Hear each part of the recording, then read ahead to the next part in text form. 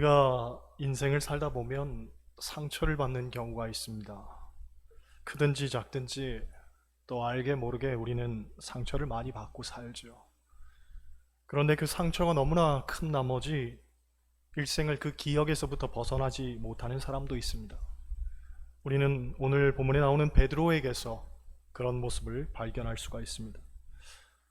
본문이 있는 요한복음 21장의 앞부분 3절, 4절을 보면 이런 이야기가 나옵니다. 시몬 베드로가 나는 물고기 잡으러 가노라 하니 그들이 우리도 함께 가겠다 하고 나가서 배에 올랐으나 그날 밤에 아무것도 잡지 못하였다니. 베드로의 실망감은 아주 극에 달했던 것 같습니다. 물론 그 실망감은 자기 자신에 대한 것이었죠. 우리가 알듯 베드로는 좀 과하다 싶을 만큼 자신감으로 똘똘 뭉쳐있는 사람이었고 기실 그의 다혈질적인 성품은 그 자신감에 기인한 것이었습니다. 그런데 그게 무너져 내린 거죠. 다른 사람은 다 주를 버릴지라도 나는 절대로 주님을 버리지 않겠습니다 하고 호언장담을 했지만 누구보다도 비참하게 꽁무니를 빼고 말았던 겁니다. 그러니 그 기억이 잔상처럼 남아서 그를 계속 괴롭힌 것 같습니다. 왜냐하면 성경을 보면 부활하신 예수님께서 제자들에게 여러 번 나타나셨음에도 불구하고, 물론 베드로에게도 여러 번 찾아오셨음에도 불구하고 결국 베드로의 선택은 나는 물고기 잡으러 가노라 하는 것이었기 때문입니다. 여러분, 문제에 대한 사람들의 반응은 제각각입니다. 그런데 가끔 어떤 사람들은 문제에 대해서 도피를 선택하는 사람들이 있습니다. 나는 문제를 그냥 피해버리겠다는 거죠. 물론 인생에는 정답이 없기 때문에 도피도 하나의 중요한 선택일 수 있습니다. 하지만 많은 경우 도피하는 방법으로는 문제가 전혀 해결되지 않더라는 것이 우리가 경험하는 바입니다. 신문에 이런 기사가 실렸었습니다. 어떤 할아버지가 경찰에 가서 자수를 했습니다. 당신이 30년 전에 살인을 저질렀다는 거죠. 그런데 경찰이 조사를 해보니 이미 공소시효가 지나서 어쩔 수 없는 일이었습니다. 때문에 그만 돌아가시라고 했습니다. 그러나 할아버지는 당신을 처벌해달라고 애걸복걸하며 매달렸습니다. 비록 아무도 모르는 일이었고 누구 하나 뭐라 하는 사람 없었지만 당신은 30년의 세월 속에서 너무나 큰 고통을 받으며 살아왔다는 거죠. 그러니 이제라도 잘못을 처벌받아야지만 마음 편히 살 수 있겠노라고 눈물을 흘리더라는 거예요. 그렇습니다. 문제는 피한다고 능사가 아닙니다. 상처는 있는다고 사라지는 게 아닙니다. 어쩌면 문제는 오히려 드러내야 됩니다. 상처는 더 곪기 전에 치유받아야 되듯 말입니다. 에라 모르겠다, 그냥 피해버리자, 도망쳐버리자, 그렇게 해서 얻어진 것이 과연 무엇이란 말입니까? 도망친 베드로의 실존에 대해서 3절 하반절을 보면 이렇게 말하죠. 나가서 배에 올랐으나 그날 밤에 아무것도 잡지 못하였더니. 우리는 이 이야기를 읽으면서 베드로가 처음 예수님을 만난 때를 떠올리게 됩니다. 누가복음 5장을 보면 그때도 지금처럼 밤이 새도록 물고기를 잡았지만 아무것도 잡지 못했었습니다. 그렇습니다. 예수님을 떠난 인생의 결말은 이와 같습니다. 아무것도 없는 빈손일 뿐입니다. 가끔 우리는 가슴에 못을 박고 떠난 이들의 이야기를 접합니다. 물론 그게 개인적인 삶이든 신앙 공동체의 일이든 상관없이 그렇게 뛰쳐나가서 보란듯이 잘 살면 얼마나 좋겠습니까? 그런데 안타깝게도 하나같이 아쉬운 소식만을 전할 뿐입니다. 삶은 더 비루해지고 나락으로 떨어지고 마치 하나님 없는 것과 같은 삶을 살아갑니다. 그러니 고작 그렇게 살려고 떠났는가 하고 묻지 않을 수가 없는 거죠. 15절 말씀 한번 보겠습니다. 15절 같이 읽습니다. 그들이 조밥 먹은 후에 예수께서 시몬 베드로에게 이르시되 요한의 아들 시몬아, 네가 사람들보다 나를 더 사랑하느냐 하시니 이르되 주님 그러하나이다. 내가 주님을 사랑하는 줄 주님께서 아시나이다. 이르시되 내 어린 양을 먹이라 하시고. 할렐루야. 예수님은 베드로를 베드로라고 부르지 않고 시몬아 하고 부르십니다. 3번이나 거듭해서 시몬아 하고 부르십니다. 여러분, 여기에 굉장히 중요한 실존적 물음이 있습니다. 베드로라는 이름은 예수님께서 지어주신 이름입니다. 주는 그리스도시요 살아계신 하나님의 아들이십니다 라는 위대한 고백을 한 후에 예수님께서 친히 그에게 지어주신 이름입니다. 그런데 오늘 예수님은 베드로라는 이름 대신에 시몬아 하고 옛날 이름을 부르십니다. 왜 시몬아 하고 부르셨을까요? 그것은 지금 베드로의 현 주소를 예수님께서도 잘 알고 계셨기 때문입니다. 즉, 더 이상 베드로로 설 수도 없고 살 수도 없는 그 모습을 예수님께서 꿰뚫어 보시고 그의 삶을 짚으시는 거죠. 베드로라는 이름의 뜻은 무엇입니까? 반석이라는 뜻입니다. 어떤 경우에도 흔들리지 않는 반석 같은 모습으로 살아야 하는데 지금 베드로는 그 베드로가 아니었던 겁니다. 인생이 송두리째 흔들렸습니다. 완전히 무너져 내렸습니다. 실패자도 이런 실패자가 없습니다. 스스로에 대한 책망과 부끄러움이 얼마나 자신을 더 움츠러들게 만들었는지 모릅니다. 그러니 사실 베드로라는 이름은 예수님이 옆에 계시니 감당하게 되는 이름이지 예수님을 떠나서는 감당할 수 있는 이름이 아니었던 거죠. 마찬가지입니다. 우리의 삶에 예수님이 없다면 우리는 아무것도 아닙니다. 우리의 본질은 그저 죄인일 뿐입니다. 여러분, 우리가 예수님을 믿기에 죄인의 모습이 희석되어 보일 뿐이지만 우리는 본질상 진노의 자녀이고 사단에게 종노릇하던 이들입니다. 그래서 우리에게는 항상 그런 모습들이 잔존해 있습니다. 가끔 우리는 자신에 대해서 착각할 때가 있습니다. 그것은 어떤 직분이 혹은 어떤 직함이 자신이라고 생각하는 거죠. 제가 아는 목사님이 평생 작은 교회에서 목회를 하다가 은퇴를 했습니다. 나름 정직하게 하나님만 바라보며 살았는데 안타깝게도 노후 준비를 미처 못한 겁니다.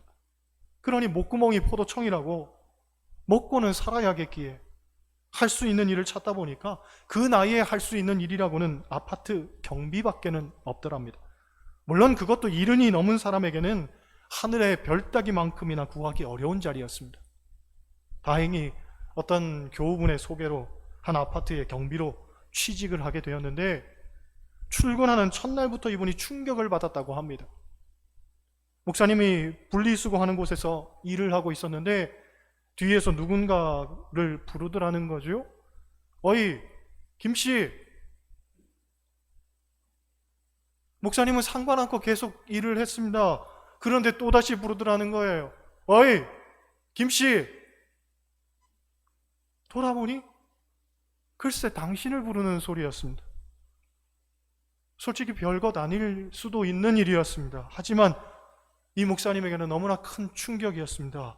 평생을 목사님 소리만 듣고 살다가 어이 김씨 하는 소리가 무척이나 생경했을 뿐 아니라 굉장히 당혹스럽더라는 거죠. 비견한 예지만 우리 사회에서 은퇴자들이 겪는 흔한 정체성의 혼란에 관한 이야기이기도 합니다. 즉 평생 내가 갖고 살았던 나에 대한 정의가 한순간에 무너지는 거죠. 나는 그런 이미지로 고착화되어 살아왔는데 나란 존재가 실상은 그게 아니었던 겁니다. 예수님께서 베드로라는 이름을 주시고 천국 열쇠를 주셨을 때에 베드로는 세상을 다 가진 것 같은 기분이 들었을 겁니다. 그래서 그 후로는 다른 제자들은 완전히 눈에 보이지 않았습니다. 자기만이 오직 예수님의 수제자라고 뻐기고 다녔을 겁니다.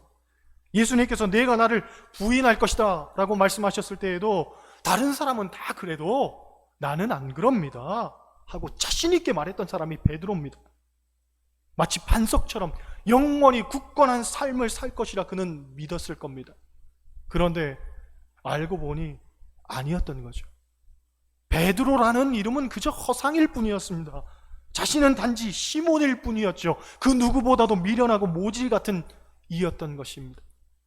결국 시몬아 하고 부르는 예수님의 부르심은 그의 가장 아픈 곳을 찔러오는 촌철살인과 같은 울림이었던 겁니다. 그런데 본문을 보면 뜻밖에도 예수님은 베드로에게 이런 질문을 하십니다. 내가 나를 사랑하느냐? 내가 나를 사랑하느냐? 여러분, 예수님은 베드로의 과거를 묻지 않았습니다. 책망하지도 않았습니다. 내가 그때 왜 그랬느냐? 내가 진정 나를 모른단 말이냐? 하고 다그치지도 않았습니다. 오히려 한 가지 질문만 하셨죠. 내가 나를 사랑하느냐? 내가 나를 사랑하느냐? 내가 나를 사랑하느냐? 그렇습니다. 기독교는 사랑의 종교입니다. 그리고 사랑은 허다한 허물을 덮는 줄 믿습니다. 우리가 교회 안에서 문제를 마주하게 될 때에 어떤 분들은 진실과 정의의 관점에서 문제를 대하는 분들이 있습니다. 물론 그 방법이 틀렸다고 말할 수는 없을 겁니다. 하지만 분명히 말할 수 있는 것은 그것이 예수님의 방법은 아니었다는 거죠. 성경을 보면 죄인들이 예수님을 만나 변화된 이야기가 많이 나옵니다. 그런데 우리가 주목해야 할 것은 그 어떤 사람에게도 예수님은 책망하거나 정죄하지 않았다는 거예요. 예수님은 오히려 한 가지 방법만 사용하셨습니다. 그것이 무엇이냐면 사랑이죠, 사랑. 사랑으로 품어냈더니 결국은 변화되더라는 겁니다. 교회를 다니는 이들 가운데서도 많은 분들이 사랑의 효용성에 대해서 의문을 제기합니다. 즉, 지금은 가르칠 때지 사랑할 때가 아니라는 거예요. 또 사랑으로 변화시키는 방법은 너무 무력하고 더디다는 거죠. 또 누군가는 사랑을 기만하기도 한다는 겁니다. 하지만 여러분 믿어야 합니다. 예수님은 오직 사랑의 방법만 사용하셨습니다.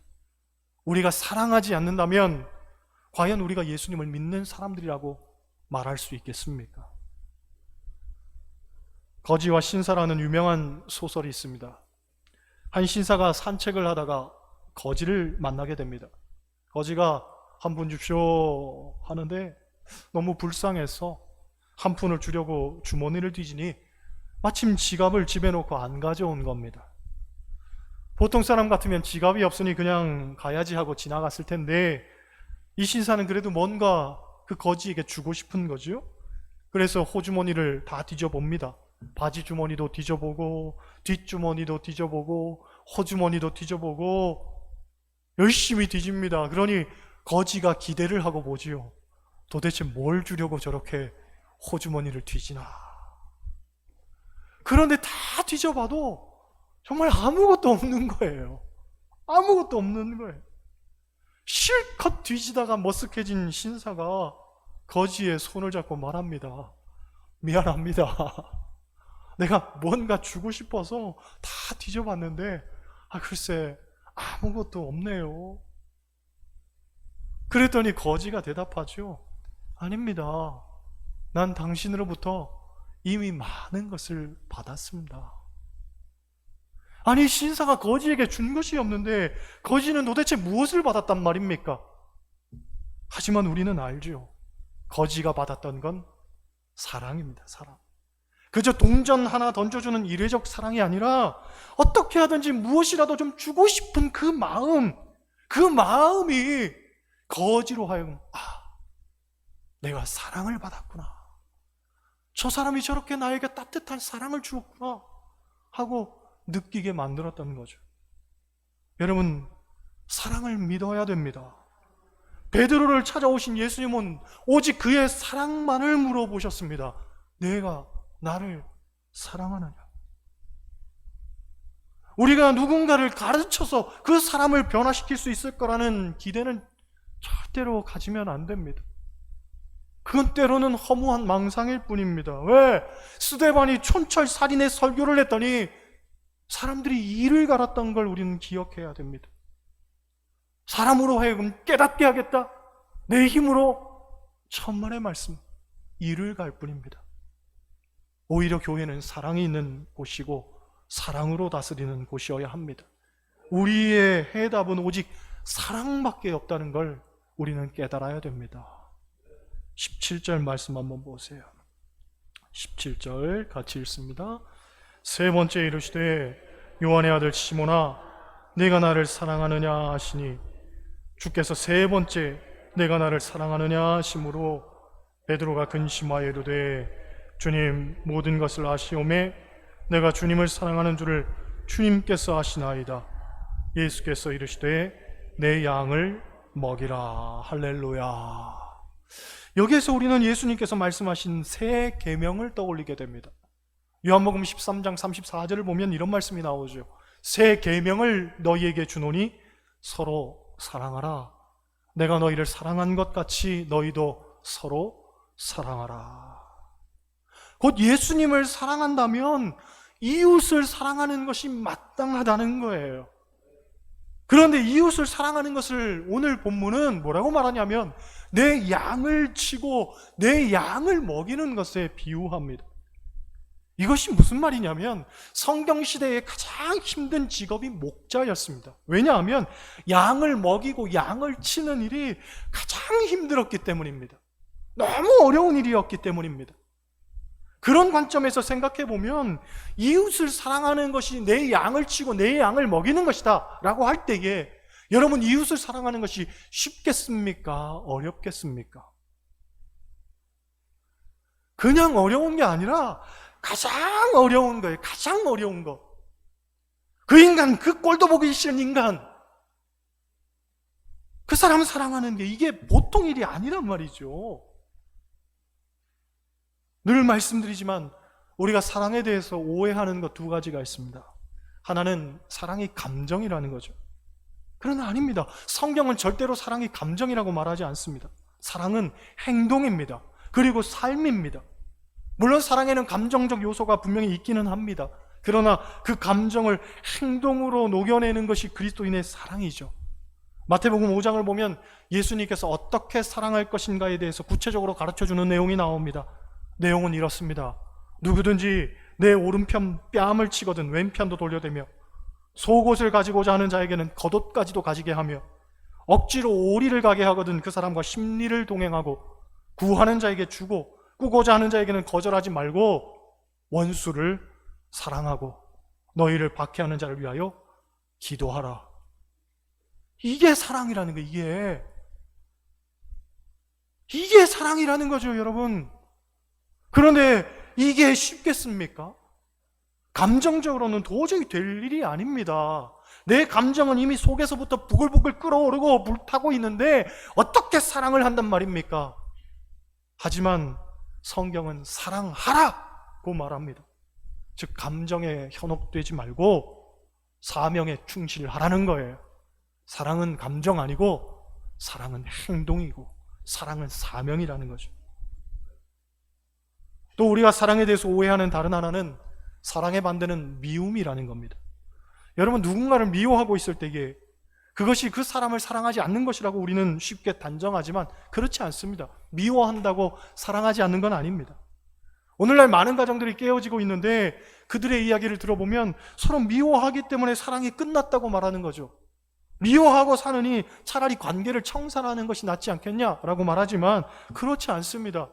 둘이 서로 사랑하지 않는 것이 아니라 미워할 만큼 사랑하는 거죠. 다만 구체적으로 무엇이 미운가 하면 상대방의 실수가 밉고 상대방의 잘못이 미운 거예요. 상대방의 태도가 미운 거죠. 그렇죠? 그러니 밉다는 건 아직 그 사람에게 관심이 있다는 것이고 사랑의 여지가 남아 있다는 거예요. 뭔가 기대하는 게 있다는 거죠. 사실 사랑의 반대는 미움이 아니라 무관심이라고 합니다. 사랑이 식어버리면 아예 관심이 없어져 버립니다.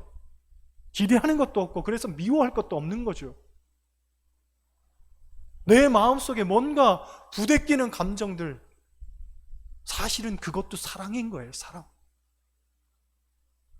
여러분의 사랑을 다시금 돌아보기를 원합니다. 그런 면에서 18절 말씀 보세요. 18절 같이 읽습니다. 내가 진실로 진실로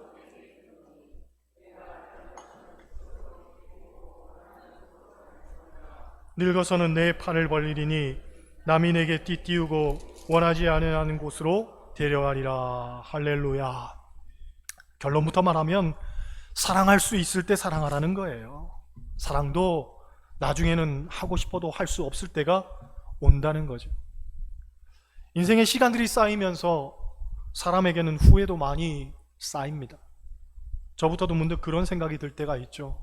그때 많이 사랑해 줄 걸. 왜 더 사랑하지 못했을까? 그때 그 일이 그렇게 큰 일은 아니었는데 왜 사랑하지 못했을까? 여러분, 주님은 분명히 말씀하셨습니다. 나를 사랑한다면 내 양을 먹이라. 내 양을 치라. 내 양을 먹이라. 내 양을, 내 형제를, 내 이웃을. 형제를 사랑하지 못하는데 우리가 주님을 사랑한다고 말할 수 있을까요? 이웃을 사랑하지 못하는데 우리가 하나님을 사랑한다고 말할 수 있을까요? 내 아내, 내 남편, 당장 눈앞에 있는 교우를 사랑하지 못하는데 과연 예수님을 사랑한다고 말할 수 있을까요? 사랑은 피상적인 감정도 아니고 달콤한 핑크빛 솜사탕도 아닙니다. 사랑은 광야에서 양을 치는 것과 같은 일이고, 사랑은 아무것도 없는 황량한 그곳에서, 사막에서 양들을 먹이는 일입니다. 그러니 사랑은 고통스러운 일입니다. 사랑은 어쩌면 끔찍하기까지 한 일일 수도 있습니다. 하지만 예수님은 우리에게 사랑하라고 말하죠. 양을 먹이라, 양을 치라. 예수님을 사랑하는 우리가 마땅히 해야 되는 일이 사랑이라는 거예요. 모쪼록 예수님을 사랑하는 여러분, 주변에 있는 내 형제, 내 아내, 내 남편을 사랑하시기 바랍니다. 내 이웃, 내 친척을 사랑하시기 바랍니다. 내 한 교회 안에 있는 그 성도를 사랑하시기 바랍니다. 그것이 예수님을 사랑하는 것이고, 그것이 예수님이 우리에게 기대하는 바입니다. 모든 감정들은 다 내려놓고 사명에 충실할 수 있기를 원합니다. 내 양을 먹이라, 내 양을 치라, 내 양을 먹이라. 우리에게 위탁된 이 사명 온전히 감당하며 사는 여러분 되시기를 주님의 이름으로 간절히 축원합니다. 기도하시겠어요? 하나님, 사랑이 우리를 참 속상하게 합니다. 또 때로는 사랑이 우리를 절망하게 만들기도 합니다. 부대껴오는 감정들의 소용돌이 속에서 어찌해야 될지 모르는 그런 전전긍긍함을 우리가 겪을 때도 있습니다. 하지만 사랑은 허다한 허물을 덮을 줄로 믿습니다. 우리에게 주어진 과제는 얼마나 더 사랑할 것인가, 어떻게 더 사랑할 것인가, 그것만이 우리에게 주어진 사명인 줄로 믿습니다. 모든 생각들, 감정들, 자기 주관들, 또 내 편협한 이기심들 다 내려놓게 하여 주시옵시고, 그저 내 양을 먹이고 치라고 말씀하신 그 사명에 반응하여 오늘도 사랑을 다하는 주의 자녀들 되게 하여 주옵소서. 예수님의 이름으로 간절히 기도드렸습니다. 아멘.